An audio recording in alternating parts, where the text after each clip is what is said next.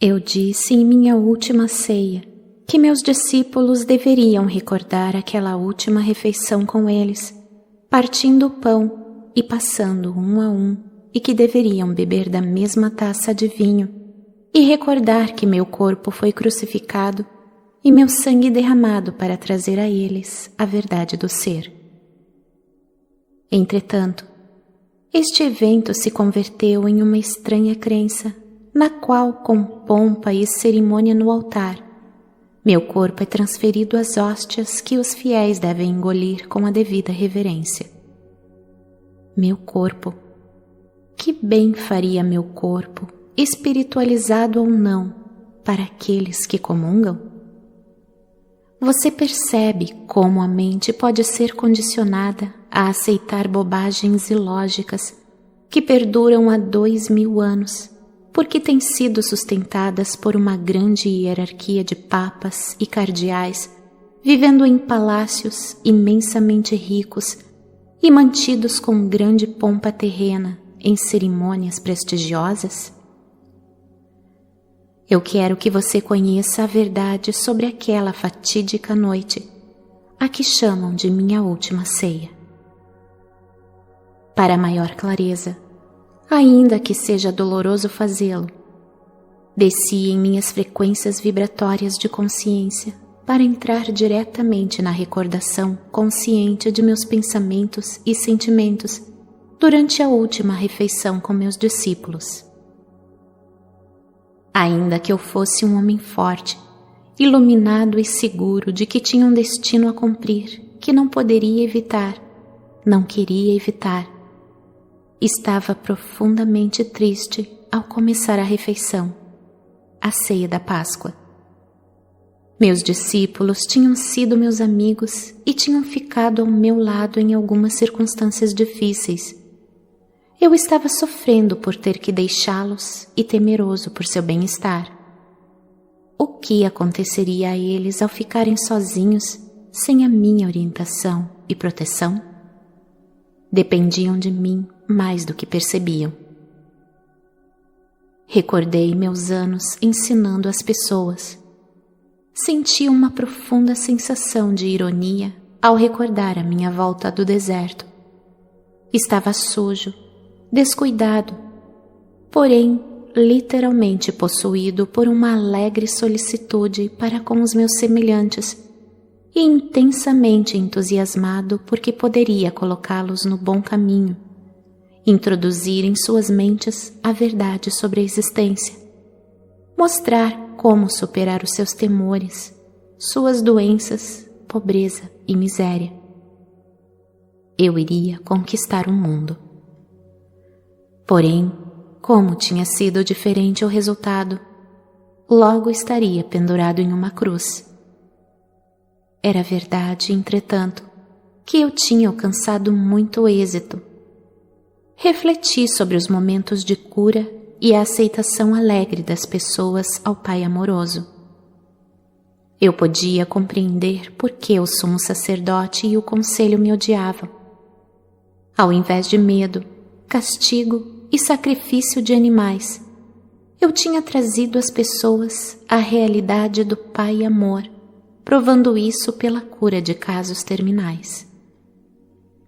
Voltei minha atenção aos meus discípulos que estavam falando entre si enquanto comiam. Eles permaneciam inconscientes do desafio que me aguardava, minha crucificação. Embora eu os tivesse avisado várias vezes, negaram-se a aceitar minhas palavras como verdade. Pensaram que eu começava a ter medo do sumo sacerdote e se perguntavam por quê. Eu já havia conseguido sair de situações ameaçadoras antes. Como era costume na Páscoa, falavam das circunstâncias da fuga dos israelitas para o Egito. João, que tinha uma forte imaginação, fazia um relato vívido de Moisés reunindo os israelitas e dizendo que finalmente iriam deixar o Egito, escapando da escravidão para a liberdade no deserto. Por esta razão, Moisés se dirigiu ao responsável de cada família, para que matasse um cordeiro sem mancha e com um punhado de ervas marcasse com sangue a porta de sua casa. Moisés disse que anjos viriam voando à noite, atravessando o Egito, matando os primogênitos de todos os egípcios e o seu gado, deixando somente os primogênitos dos israelitas, que seriam salvos pelas marcas de sangue em suas portas.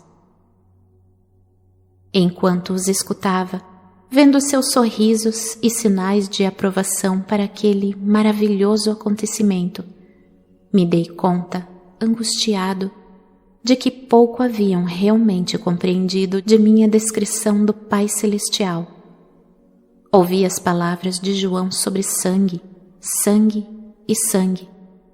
Sangue do cordeiro sem mancha, sangue nas marcas das portas, sangue das crianças e do gado egípcios. Como sempre, me espantei com os séculos de preocupação judia com o sangue e brevemente recordei que Abraão esteve mesmo disposto a matar o seu único filho com a intenção de oferecê-lo em sacrifício, porque acreditava que Deus tinha dito a ele para fazê-lo. E logo pensei nos sacrifícios diários de animais no templo. Para mim, todo o conceito de fazer correr sangue como forma de pagar pelo pecado era completamente repulsivo. Porém, fiquei calado e não discuti com os homens. Percebi que suas mentes estavam cheias daquelas tradições tão sólidas e duras como pedra. Esta foi nossa última refeição juntos, em volta da mesa. Deveria ser um momento de paz entre nós e uma despedida amorosa. Era duplamente importante para meus discípulos, porque a Páscoa era um acontecimento muito sagrado para suas mentes judias, e isso eu teria que aceitar com um espírito de amor e compreensão. Antes daquela noite, eu não havia celebrado a Páscoa, uma vez que a tradição me desgostava. Preferia subir as colinas tranquilamente para meditar, deixando meus discípulos celebrarem a Páscoa com suas famílias. Por causa daquele hábito, eles não estranhavam meu silêncio no momento. Eu estava meio recostado, meio sentado, incapaz de relaxar como costumava fazer.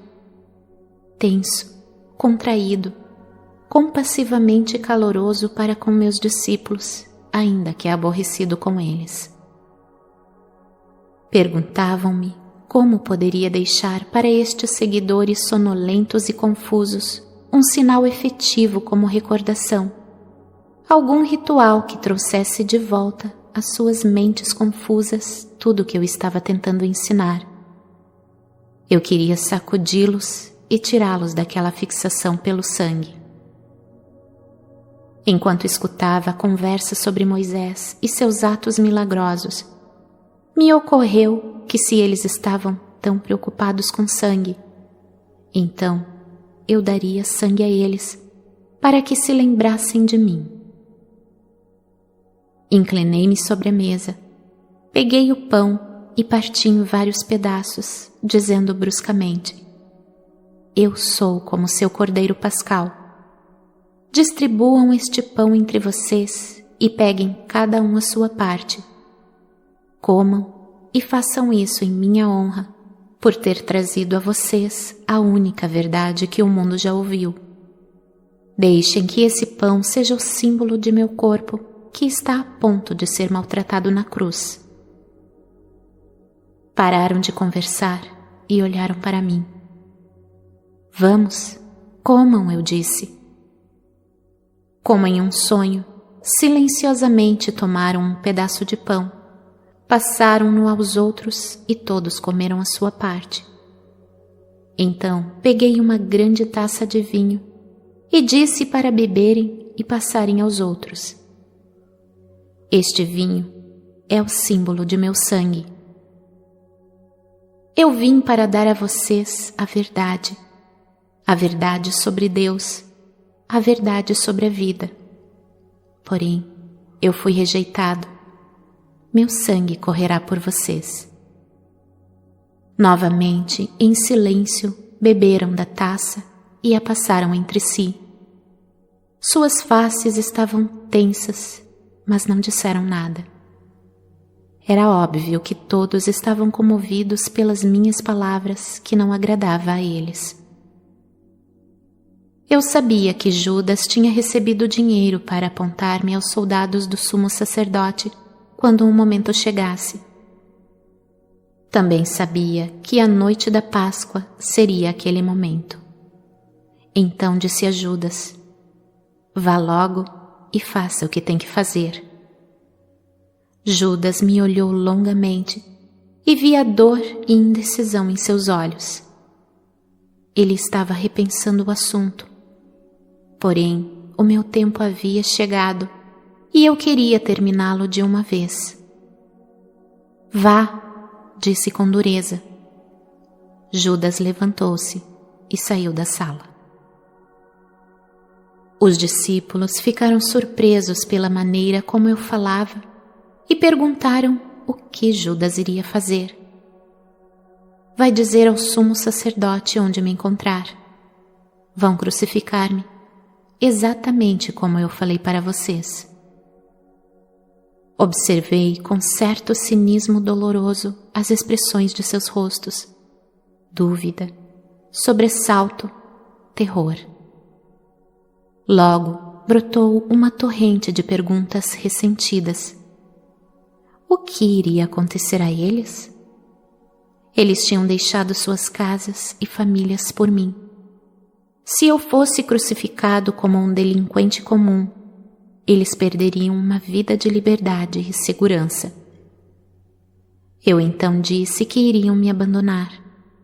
Com veemência, negaram tal coisa, mas o fizeram. Estava demasiado cansado para discutir com eles. Eu tinha me tornado tão forte, tão seguro no conhecimento de que o Pai estava em mim e comigo a todo instante, que eu podia me dar ao luxo de perdoar a deslealdade deles. E ao final de tudo isso, seria liberado de meu corpo e poderia ascender aos reinos de luz que eu tinha frequentemente sentido, mas nunca visto em plenitude com a visão terrena. Era um pensamento que me trazia profundo consolo e uma feliz sensação de expectativa. Então sorri para eles e disse: é bom que tenham feito o que pedi, em lembrança de mim e de minha morte que está por vir. Continuem partindo o pão e bebendo o vinho juntos, recordando que sempre os amarei e que ficarei com vocês em espírito até que se reúnam comigo aonde vou. Não tenham medo. Vocês serão guiados, serão inspirados, serão fortalecidos e falarei claramente com vocês.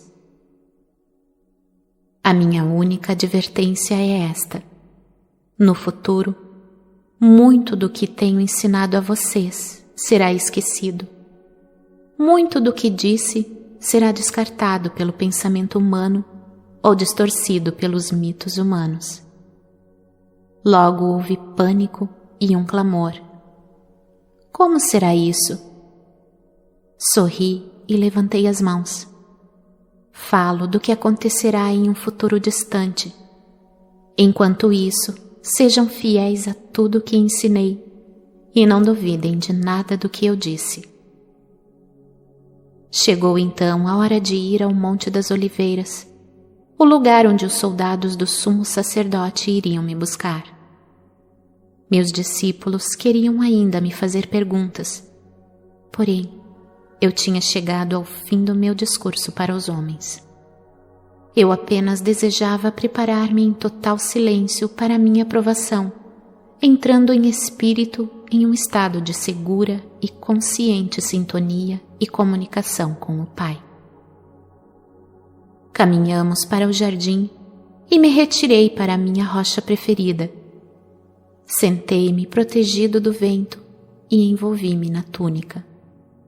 Fechei os olhos e pouco a pouco senti que entrava em uma grande serenidade de espírito e um poderoso silêncio.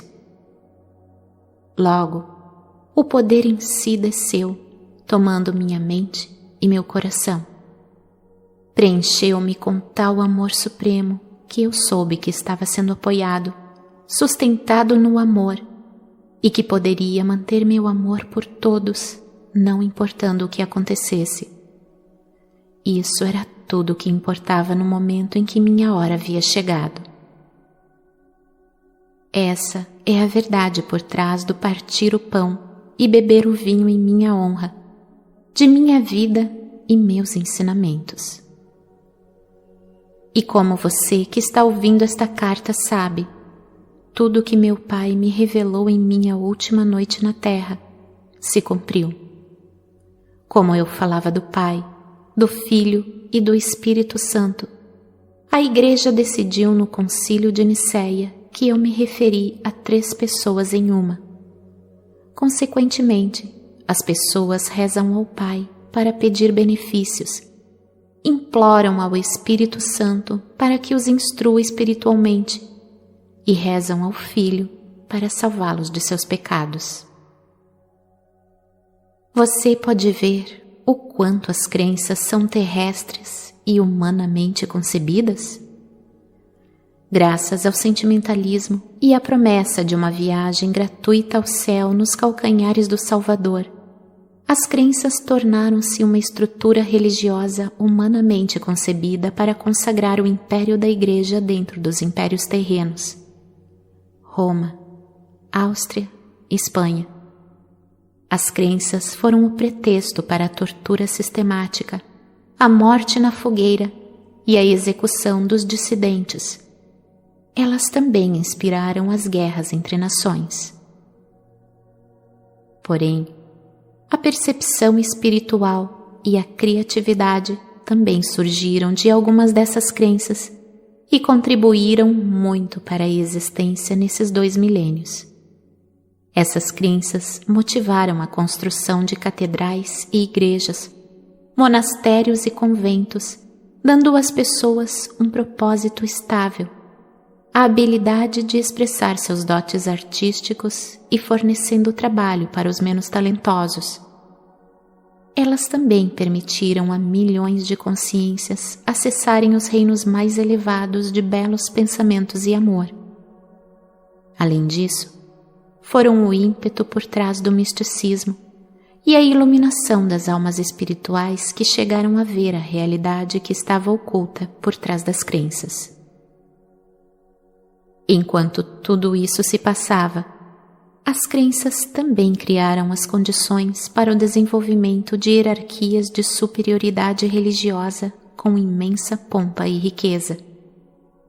Estes são edifícios criados com os impulsos do ego, concebidos pelo ser humano e, portanto, totalmente falsos de um ponto de vista espiritual.